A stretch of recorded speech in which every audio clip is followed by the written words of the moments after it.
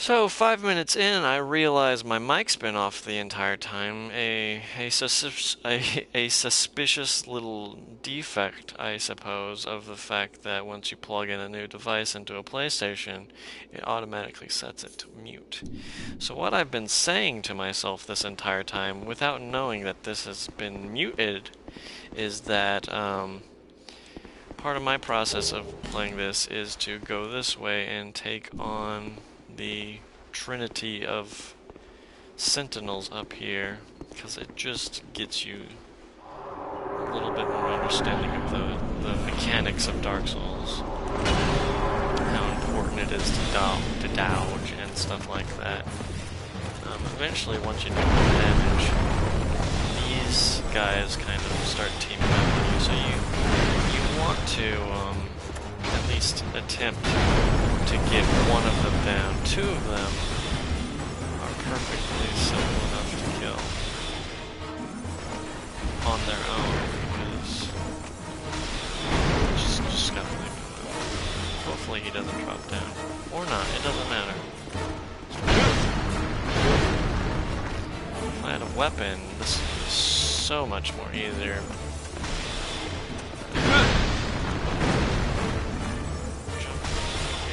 Dodging is the...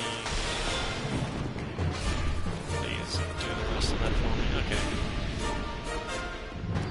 So I guess I have to jump down.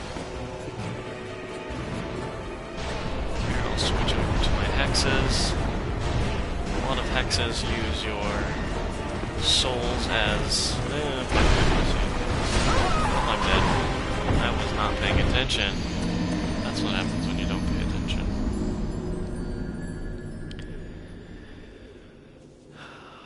Well, not the loveliest, but it happens. Not everybody can do, like, no death scenarios in Dark Souls. I ain't living that life. Hello, single viewer.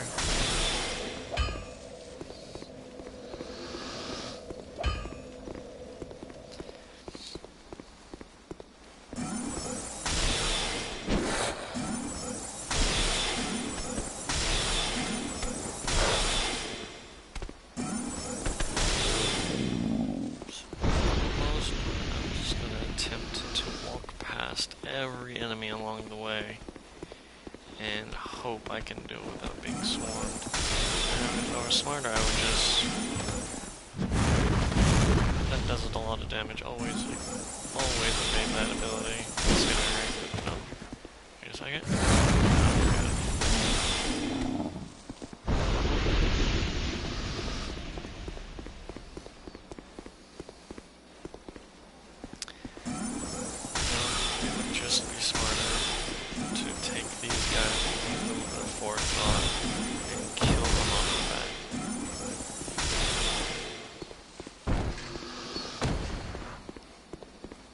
Let's see if I can get past all these guys without dying.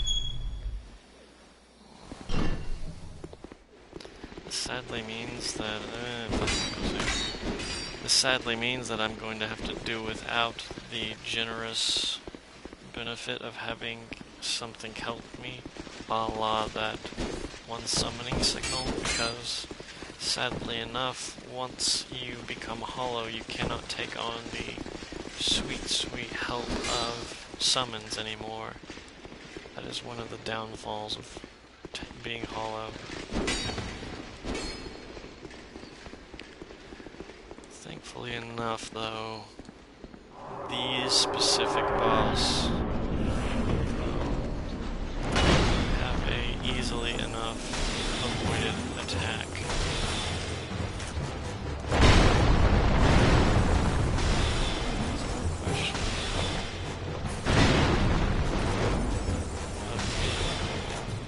Hi there. That's the first comment I've ever gotten. Hello. That's good.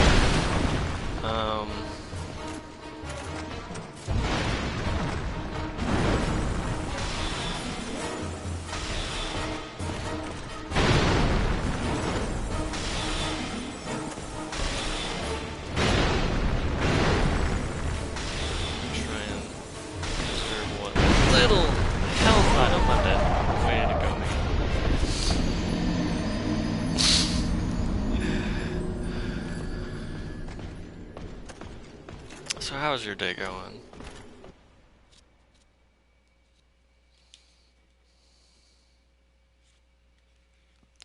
I like your name. Alice, Queen of Agony. I've played Dark Souls and Dark Souls 3. I'm new to Dark Souls 2.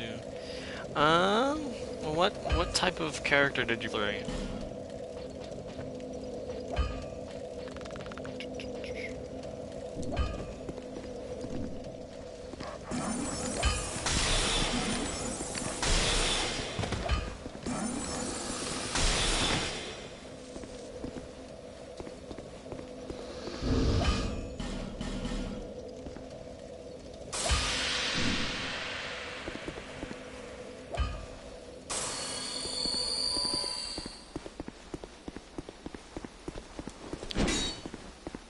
Okay, both are viable. When I play warrior, I usually do like a giant-ass two-handed weapon and a great shield. Because in this game, which I'm sure it does in most of the games, upon using your strong attack, you just raffle stomp most enemies, making them like paper mache underneath your weapon. If I wasn't being surrounded by so much. I'm playing a Hexer. I heard Faith got... Faith did got nerfed, but Faith is still quite strong for the fact that you can heal yourself, and a lot of specifically hard enemies are still weak to that element, I suppose I'd call it.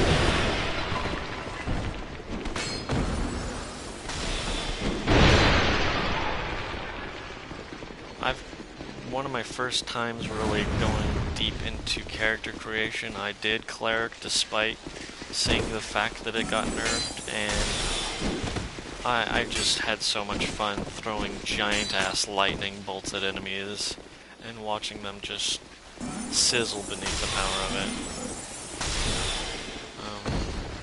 it. The cool thing about Cleric is it can just as easily scale into a pretty tasty Hexer build, because Hexer use both Faith and Intellect while casting spells. The other reason I love Hexer builds is because Pyromancers in this game don't really have a heavy stat requirement. You can put their spells into circulation with most other class ideas.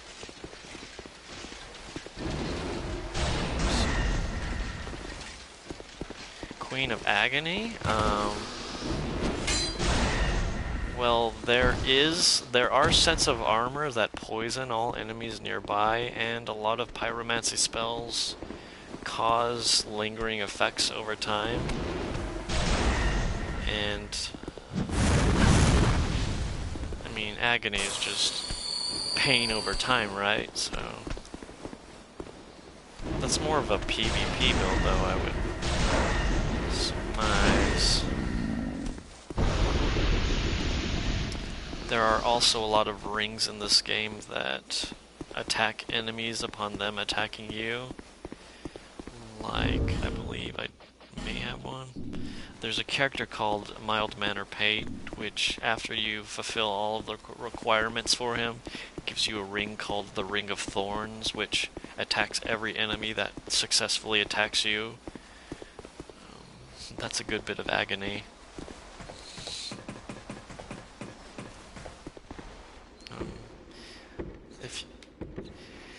If you play, there's usually an item up here. I collected it while I was leveling up a little bit. Sorry about that. I'm trying to keep this as much information imbued in this. I want bosses to... Then heavy weapons. A few enemies, I guess, will just cave under two-handed weapons, especially the ultra great swords, ultra great hammers, stuff like that. Nothing quite like smacking someone once and watching them take 3 seconds to get off the ground. Oh, I don't know why I'm going in circles.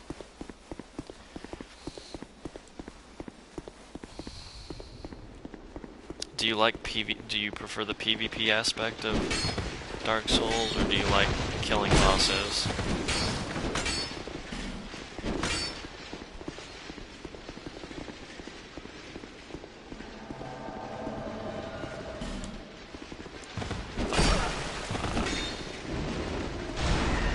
This is just a bad situation I did not want to be a part of.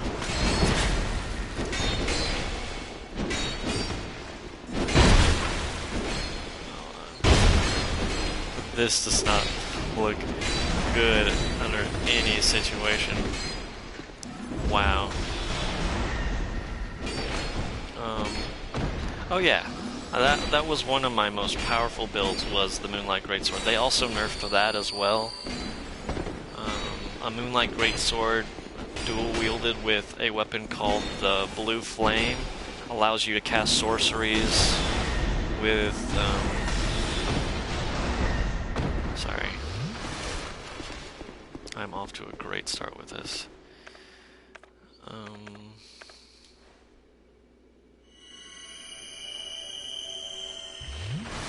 I haven't played Dark Souls 3. All I know is that Dark Souls 2 is a little bit more forgiving than Dark Souls 1.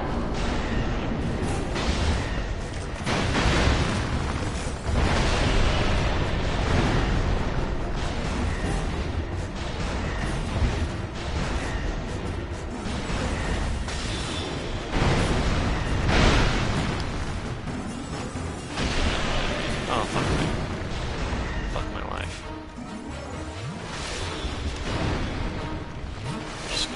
I'm just gonna fight the pill right now.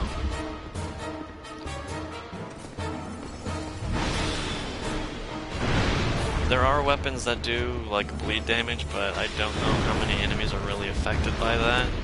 I've never gone into one like that.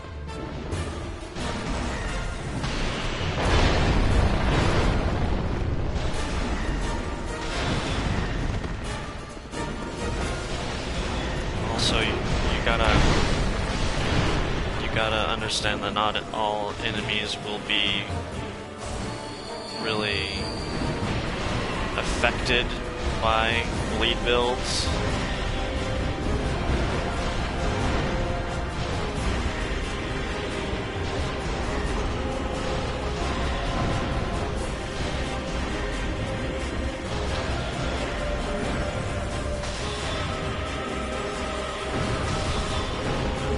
I can at least kill 2 of them.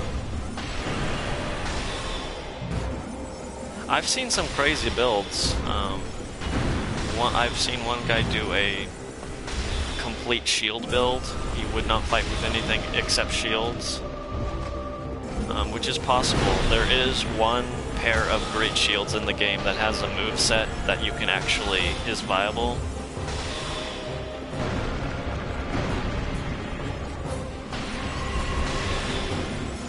Pair of great shields that only work if you wield them in a specific manner.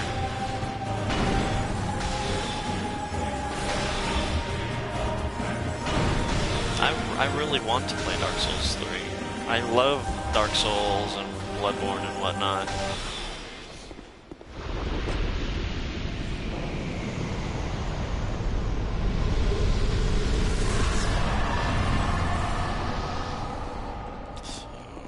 In this room there are a shit ton of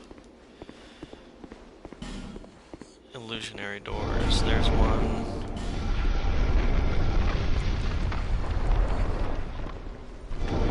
There's one. So, Hollow Infusion. What's Hollow Infusion?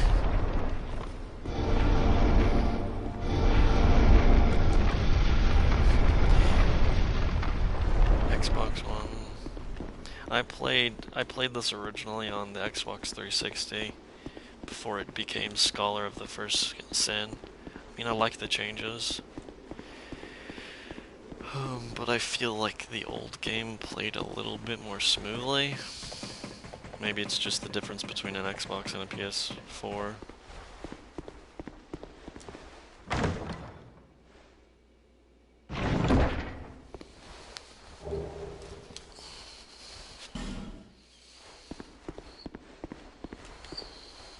Hush Spell is a PvP. I'm sure there's an equivalent on Dark Souls and Dark Souls 3. It just makes it so people don't hear you coming up on them.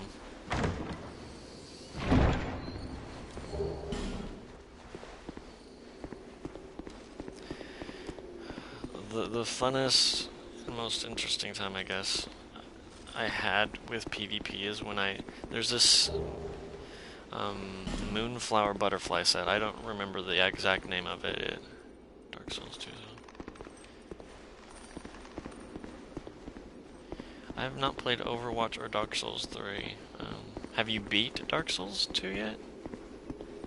I mean, I know you said something about not really being too keen, or not being too understanding of this game, but I'm just checking for more doors. I don't feel like I've gotten everything. Okay. Not that anything in this specific room is of great importance to my current build. Hush is a good spell, but I'm not really a PvPer.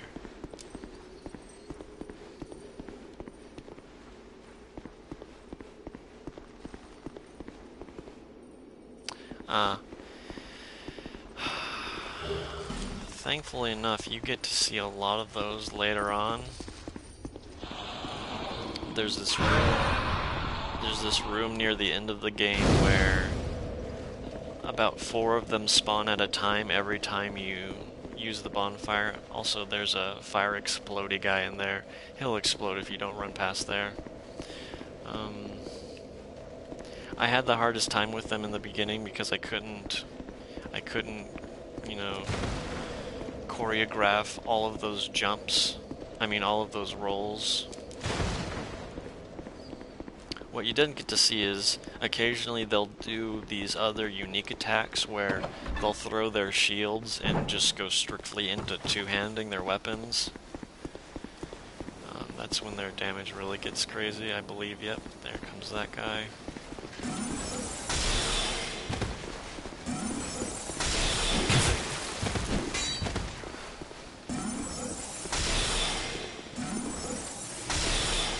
If you wanna, I can show you my two-handed build. I decided to go for a fresh walkthrough for this one. The steel key will open up all the doors that have been locked up till this point.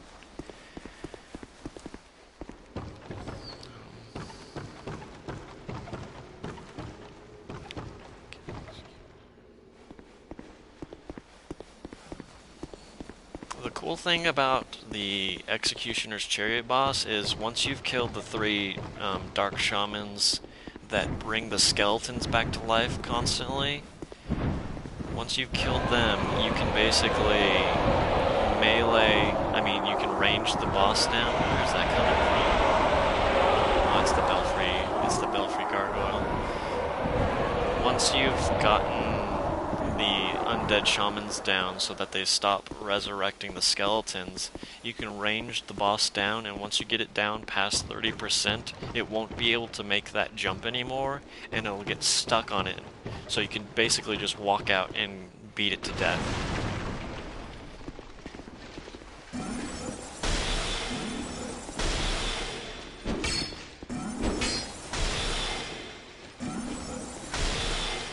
That's also one thing I don't really see a lot of in this game is bow builds. There are some pretty strong bows in this game. I mean, it is easy to get punished for staying in one place for a long time, and great bows require that you do that, but there's gonna be about 5 maybe kamikaze petrifiers past this door, or 3.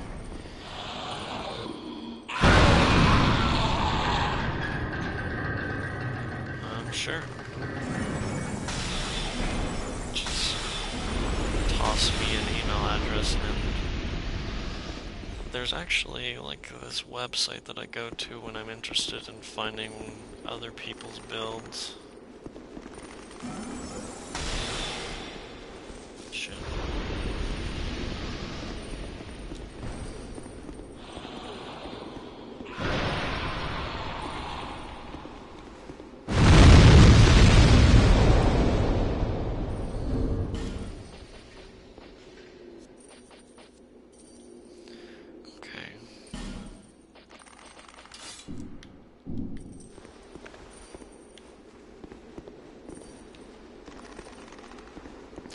If you check out my earlier videos, I show you how to build into this current hexer build. If you like sorceries, I love sorceries. Sorceries, I feel, just give you such a higher level of control over every form of combat. Flying pottery.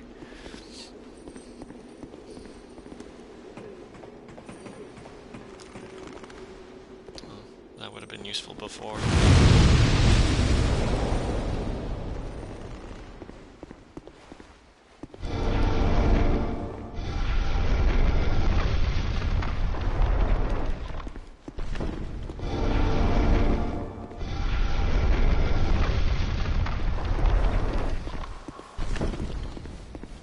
Oh great. Do I have the... I do not have the spells for this currently, but I'll give it a try.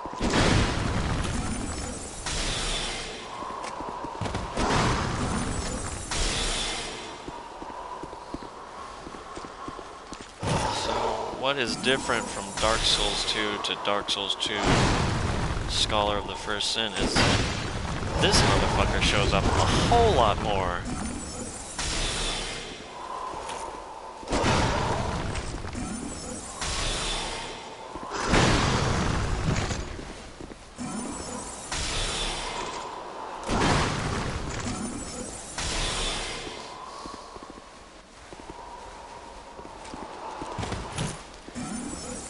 One problem with hex builds is there's not a lot of hexes early on, so you'll have to rely on sorcery. But, I mean, that's not really that much of a gripe. Also, a lot of hexes require you to give up your lovely, sweet souls for power. That's what, oh shit.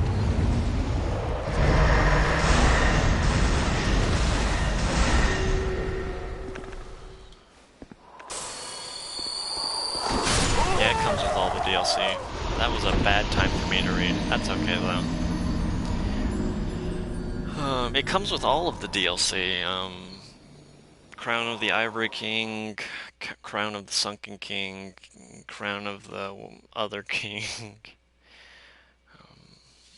It is very much a good idea to beat all of the kings, because once you've gathered all of the crowns, the King Vendrick, he will modify the crown and turn it into its perfect form, which stops hollification. You no longer become hollow as long as you're wearing the king's crown. I just want to make sure I get my souls back. So I'm going to just do my best right here.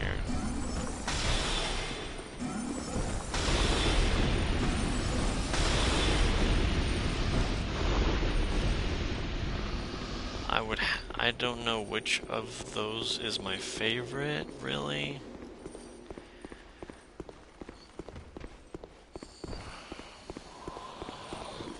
Actually, I do know which one's my favorite.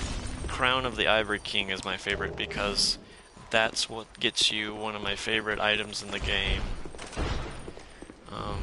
It gets you the symbol of avarice, which basically gives you the head of a mimic.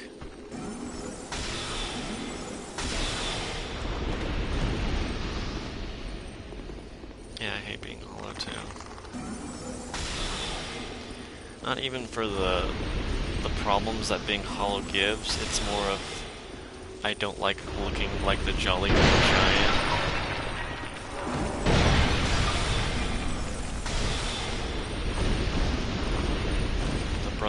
The Brussels sprout man look does not really benefit me that much. But luckily with the Hexer set, which if you watch my videos, it'll show you how to get that. Oops.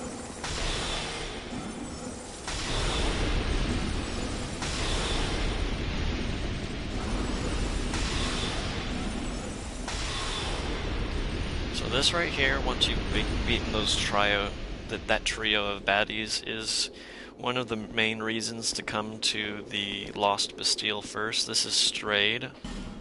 You'll need a Fragrant Branch of Yore to get him out. He, like weapons trader Ornifex. Too pretty to be green. Yeah, my character's too pretty to be green. This is Strayed. You can use him to trade boss souls for spells and boss weapons. Very cursed one. I believe he sells these, which is great. I need new abilities. Yes, please. Dark Orb is... I just absolutely love Dark Orb as a Hexer spell.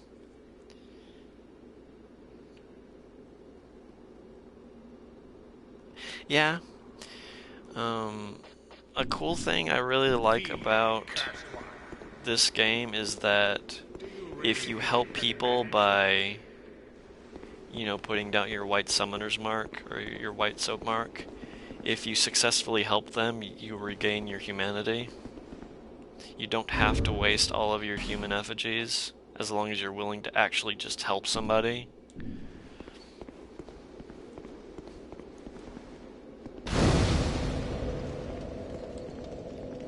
Well, this very fine. So with the current souls I've got, you can get the Pursuer's Ultra Great Sword. Not a great move set, and it's really short compared to other great swords. I wouldn't recommend it other than wanting to look like the Pursuer Knight. I love hammer type weapons, and while this has the move set of a hammer weapon, it doesn't have the oomph of a hammer weapon. I've never really been into halberds, and I hear that twin blades are pretty good, but I've never really enjoyed the move set. Good shields, if not extremely heavy. And I'm going to... Heavy Soul Arrow is a really good spell, and I'm going to get it. I can't use it currently, but oh well. Do you really think you can manage the glories that are mine? Yes. So, to get the full benefit of the Lost Bastille, you need to get 2 Fragrant Branches of Yore, which, as you saw, cures petrification in NPC characters. You need one to get to the trio boss first, and a second one, obviously, to cure Strayed second. This way leads to the final boss of this specific area. Not a really hard boss, but he's important for the fact that you need him to get a specific armor set. So now that I've got the attunement slots, I want more of that. Can I actually... how can I...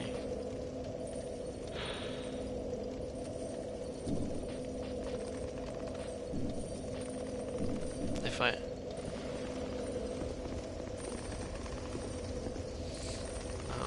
I believe... Ooh, hey buddies, I forgot they respawn. Also, if you have... oh yeah, for this guy, if you spend a certain amount of money, which no, that's it. Once you've traded a certain amount of boss souls to him, I believe the number is 3. So I'm gonna get this, because I like it. And I'm going to get this for shits and giggles. Once you've used 3 souls with him and talked to him, eventually he'll give you something. Maybe it's 4. Let me see. Worst comes to worst, I can sell those things. Yeah, there we go. He'll give you all of his gear, which is pretty good. Hexer gear, I believe. He's always mean to you for some reason, though. I don't know if I have the stats for it.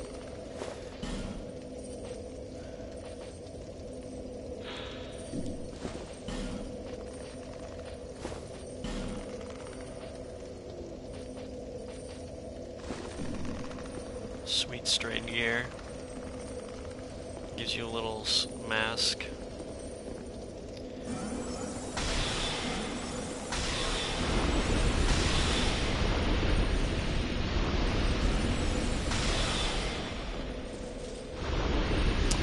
Think of hex builds like quality builds for swordsmanship. You want to level up your int and faith generally along the same lines, and if you're not wanting like a heavy build, you want to get them like 30-30, then focus on your health stats. You want to get strength and dex up to a certain point. I'm going to take strength up to 20 and dex up to about 12 so that I can use a certain greatsword later on in the game. It's a specific greatsword that scales great with dark attacks, which as a hexer is going to just be absolutely lovely. I will email you that though. I'm going to cut this video off, but I'm going to start it right back up again. I don't like these going on for more than 30 minutes at a time. If you'd like to continue to watch, that'd be absolutely amazing.